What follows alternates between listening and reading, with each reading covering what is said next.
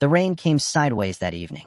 It came in the way that autumn rain always came to the Ashfield Valley, not as a gentle drizzle that politely warned you to step inside, but as a sudden, cold, deliberate wall of water that hit the hills without ceremony and soaked everything it touched within minutes. Mira Calsen stood at her kitchen window, watching it arrive. She was 53 years old, a widow of 4 years, and she had lived alone on this farm since her husband Edvard passed from a fever that the village healer had called entirely preventable, if only he had rested. That last part had stayed with her. If only he had rested. Edvard had never rested. He had worked himself straight into the ground, and the ground had kept him. The farm was modest, 12 acres, mostly wheat, a small vegetable patch near the eastern fence, 2 old horses named Pell and Wren, and a goat named Sable who had an opinion about everything. The house was solid stone, old enough that the walls had begun to breathe with the seasons, expanding slightly in summer heat and contracting in winter cold. It leaked in one corner of the loft, which Mira had patched 3 times with different materials, and which leaked again every time like a small personal insult from the universe. She had learned to put a bucket there. She had learned to do many things alone. The kettle on the iron stove began to whistle, and she turned from the window to pour herself a cup of chamomile. The sound of the rain on the stone roof was actually pleasant, she thought. It was the kind of sound that made a warm house feel warmer. She wrapped both hands around the cup and stood near the fire for a moment, just breathing. That was when she heard something outside. Not the rain, not the wind, not Sable bleating from the barn in that self-important way she did when she wanted more hay and felt she was being neglected. Something else. A sound that was low and uncertain and unmistakably a voice. Mira set down her cup. She picked up the small oil lamp from the side table, walked to the front door, and opened it. The rain hit her immediately, and she raised the lamp against it. At the edge of the path, where the gravel drive met the wooden gate that marked the beginning of her property, there were 2 figures standing in the dark. One was large, enormously large, at least 7 feet tall, broad across the shoulders in the way that suggested not just size but density, the kind of creature that looked like it had been assembled from stones and then taught to walk. Even in the dim lamplight she could see the thick gray-green skin, the heavy brow, the wide, flat nose. A troll. A young one. Maybe, based on the way it held itself. Not with the settled, weathered stillness of old creatures, but with a kind of nervous energy that it was badly trying to contain, standing slightly too straight, shoulders pulled back like someone who had been told to look confident and was concentrating too hard on it. The second figure was smaller. Much smaller. A child, or something child-sized, though its proportions were slightly different from a human child's. The same gray-green skin, the same wide nose, but the face was rounder, younger, and completely drenched. It was pressed against the larger figure's side with both hands gripping the edge of a worn leather coat, and it was shivering so hard that Mira could see the tremor from 20 feet away. She stood in her doorway. The rain drummed on her hood. The large one, the young troll, barely more than an adolescent in troll years, perhaps 15 or 16, looked at the lamp in her hand, and then at her face, and then looked away for a moment before making itself look back. It opened its mouth, closed it, tried again. "Please," it said, in a voice that was low and rough but careful, the voice of someone speaking a language that was not their first, choosing each word like a stone being placed in a wall. "Please. We have walked since morning. My sister, she is cold. Very cold." A pause. "I know we are not the kind that people like to see at their door." Another pause, shorter. "But we will cause no trouble. We need only to be out of the rain.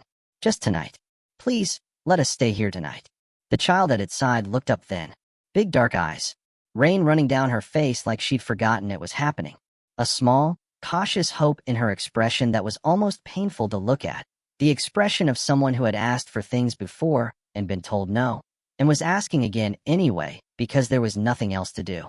Mira looked at them for a long moment. Then she stepped back and held the door open wider. "Come in," she said.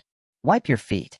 The boy, she kept thinking of him as the boy, which was probably not accurate, but was the shape her mind settled into, stood in the middle of her kitchen and looked like he was trying very hard not to knock anything over. He was succeeding, mostly.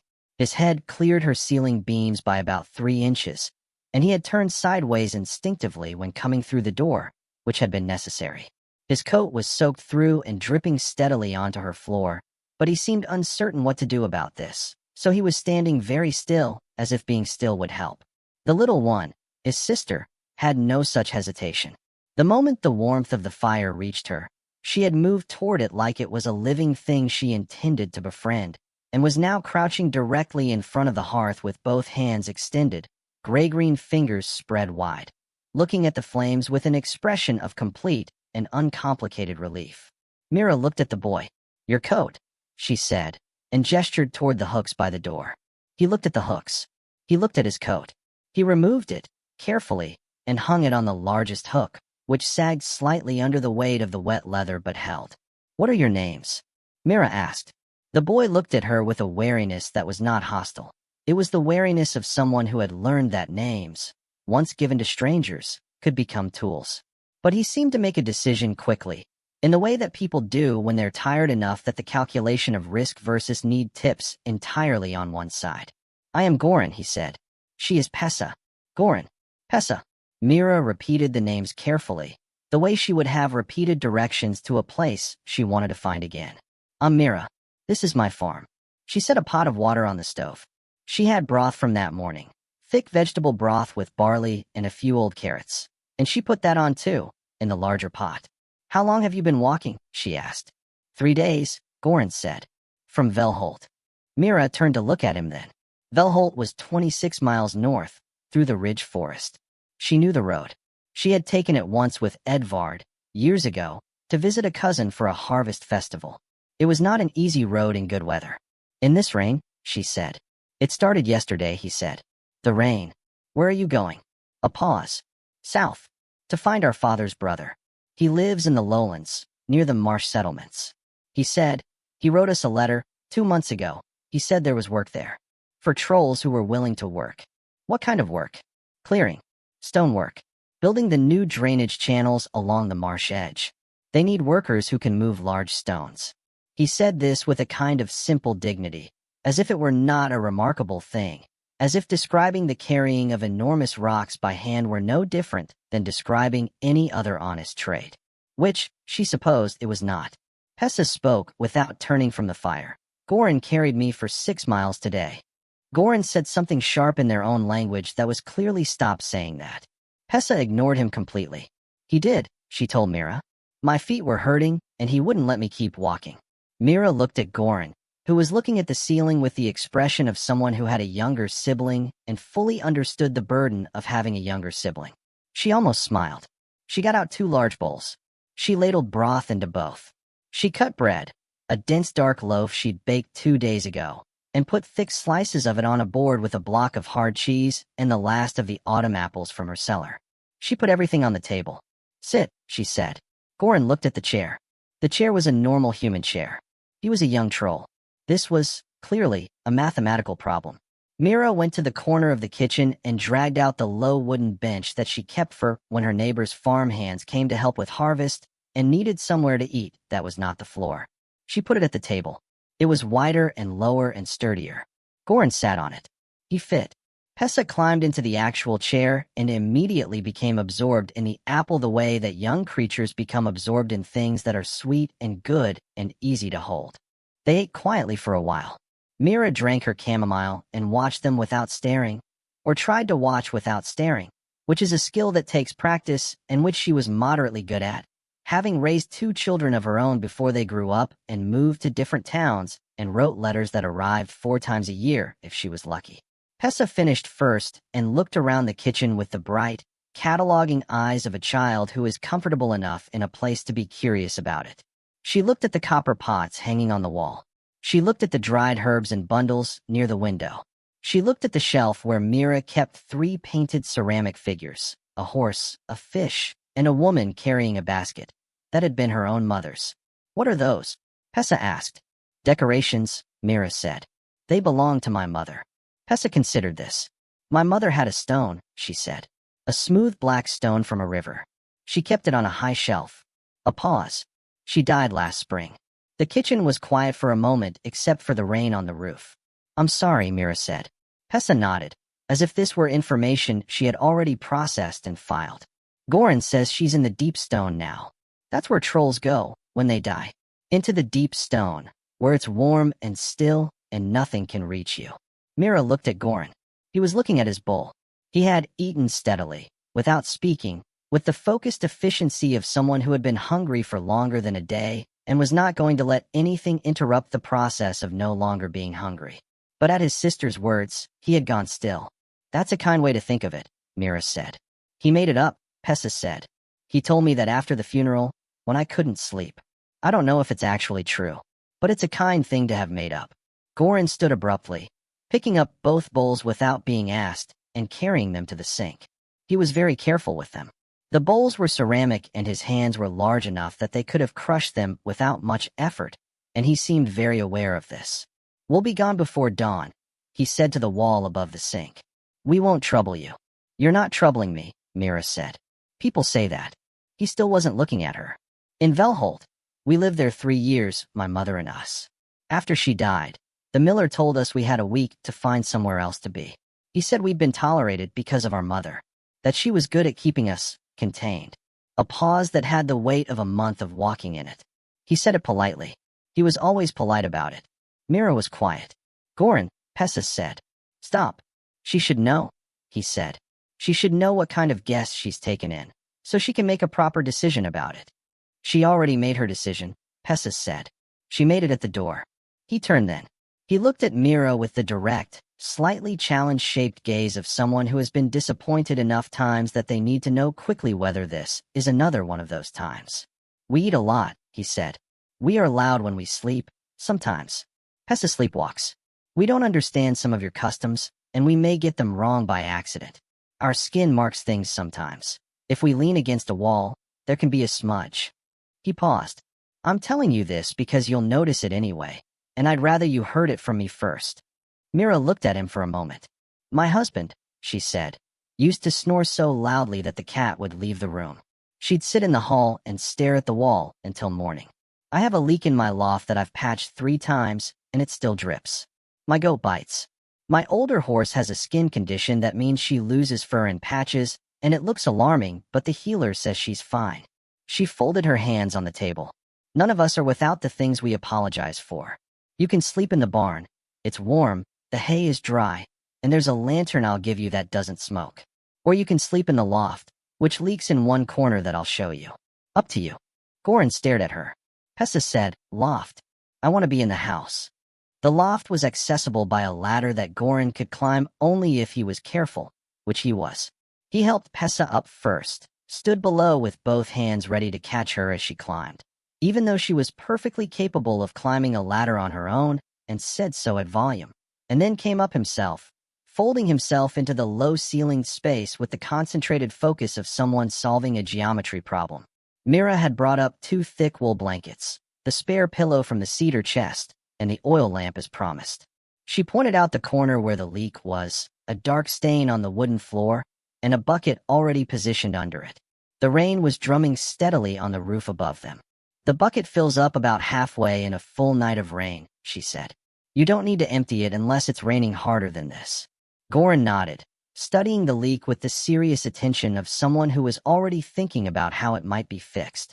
Go to sleep, Mira said, and climbed back down. She banked the fire in the kitchen. She latched the door.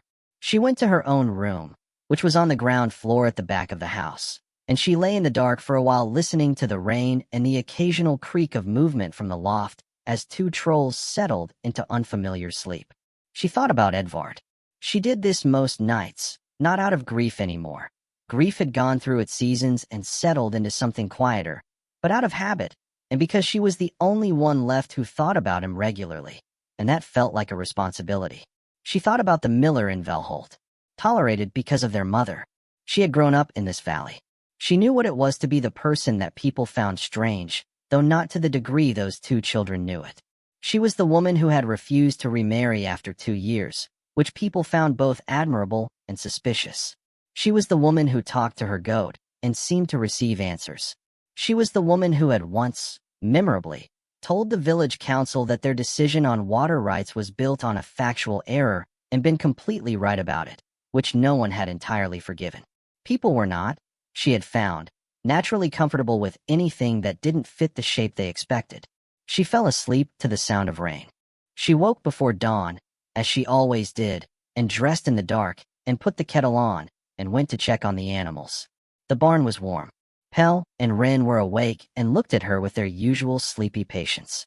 Sable was awake and had things to say about the situation, which Mira listened to with reasonable tolerance while filling the hay racks. She came back inside. She made porridge, a big pot, because she wasn't certain what trolls ate for breakfast but assumed that more was safer than less, and fried thick slices of salted pork and cut more bread and boiled eggs, and put out the honey and the jar of last summer's blackberry preserves. She heard movement in the loft. Footsteps on the ladder, careful ones, measured, and then Goran appeared in the kitchen doorway, blinking in the light, his dark hair pressed flat on one side from sleep. He was wearing the same clothes as the night before, which were now dry, and he stopped when he saw the food on the table. "You didn't have to," he said. "I know," said Mira. "Where's your sister?" "Still sleeping. She sleeps heavily in the morning." He hesitated. "I wanted to, before she woke up, I wanted to say, that what you did last night? Letting us in." He stopped. Started again. "We've asked before. At other farms, other houses, on the road. Most people say no. Some say nothing and close the door." One man threw a bucket of water. He paused at this memory, which seemed to have a specific texture to it. "I've stopped being angry about it. I understand why people are afraid. We are large and strange, and they don't know us. I understand it." A breath. "But I'm still glad when it doesn't happen." Mira poured him a cup of tea and put it on the table. "Sit," she said. "Eat before your sister wakes up and takes the eggs." He sat. He ate. He was very careful with the spoon. They were quiet for a little while, in the way that people are quiet in the early morning when the day hasn't yet demanded anything from them. Then Mira said, "That bucket in the loft." "Yes." "The leak. I've patched it 3 times. It keeps coming back. I think the problem is in the roofing, not the patch. I think there's a gap in the stone at the eave, but I can't get up there to see it. I'm not much for heights." Goran looked at her steadily. "I'm not afraid of heights," he said. "I didn't imagine you were." A pause. "I could look at it," he said carefully, "if you wanted." "After breakfast," Mira said. It took Goran about 20 minutes. He climbed up the outside of the house with a casualness that made Mira slightly nervous to watch. Trolls, she had not known, were very comfortable with climbing, and the rough stone walls of her farmhouse were to Goran approximately what a gentle slope was to her. And he moved along the roof carefully, slowly, examining the eave above the loft window. Pessa had woken up by then, eaten 3 eggs and most of the bread, and was now sitting on the fence watching her brother with critical authority. "More to the left," she called. "I can see it from here, Pessa." "You're looking in the wrong spot." "I'm not." "You definitely are." Mira stood with her arms folded and watched. She was holding a cup of tea. From above, Goran's voice. "You were right. There's a gap between 2 of the capstones up here. Water is getting in under the edge." A pause. "Do you have mortar?" "In the shed. Gray sacks, back left. 20 more minutes." Pessa narrated. Goran occasionally responded to the narration in their language, which Pessa would translate for Mira with obvious editorial additions. He says he sees the problem and he has it handled. What he actually means is he's annoyed I called it correctly and is trying to look competent while also being embarrassed. Goran came down. He washed his hands in the pump trough. "The gap is filled," he said. "It should hold." But he hesitated. "But the mortar around the 3rd capstone from the chimney is cracked all the way through. It hasn't leaked yet, but it will, this winter. You'll want to address it before the frost." He said this the way her husband used to say things, practically, directly, without drama, the way that people who work with things rather than words tend to state facts. "Thank you," Mira said. "It was a small thing. It was 3 attempts and 4 years of a bucket," she said. "It was not a small thing to me." They stayed 3 days. This was not the original plan. The original plan had been 1 night, gone before dawn, which Goran had announced clearly and which the world had not cooperated with. On the 2nd morning, Pessa had woken up with a fever. Not a serious one. Mira could tell the difference. She had raised 2 children through chickenpox, measles, and 1 truly spectacular stomach illness that she preferred not to think about in detail.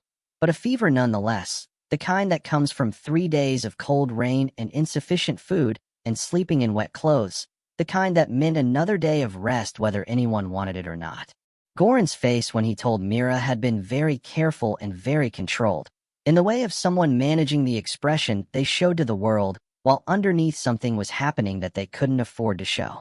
She needs one more day, he said. I know, he said. The room isn't going anywhere, Mira said. On the second day, while Pessa slept in the loft and the rain continued and Mira preserved the last of the autumn plums in the big glass jars she kept for it, Goran asked if he could do something useful. She gave him the stone wall in the east field.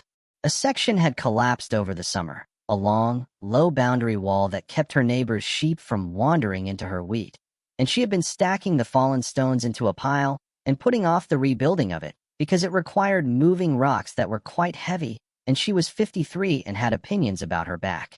She showed him where the wall had been, where the stones were piled, where the line should run. He rebuilt it in an afternoon. Not sloppily. She had expected speed and gotten precision instead. He worked methodically, fitting each stone the way a person fits words into a sentence, finding the right piece for the right place, testing the stability before moving on. He had large hands that were very careful with things. When she brought him water in the late afternoon, she stood and watched for a while. Where did you learn this? She asked. My mother, he said, not stopping. She was a builder. Before we came to Velholt, she had a contract on the Northern Bridge Road. She worked stone for 12 years. He set a heavy flat stone into the wall's top course and pressed it into place. She used to say that a good wall was a conversation between the builder and the stone. You had to listen to what the stone wanted to do, where it wanted to sit, and then suggest the rest. She sounds like she was very good at it. She was. He picked up another stone. I'm not as good as her. But she taught me what she knew. Mira looked at the wall, which was straight and solid and already looked like it had been there for 20 years. I'd say you learned well, she said. On the third day, Pessa's fever was gone. The rain had stopped in the night.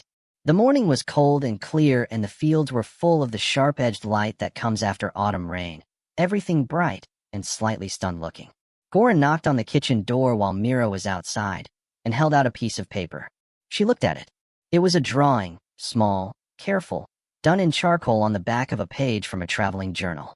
It showed the farmhouse as seen from the road, precise in its proportions, the stone walls and the wooden gate and the vegetable patch along the eastern fence.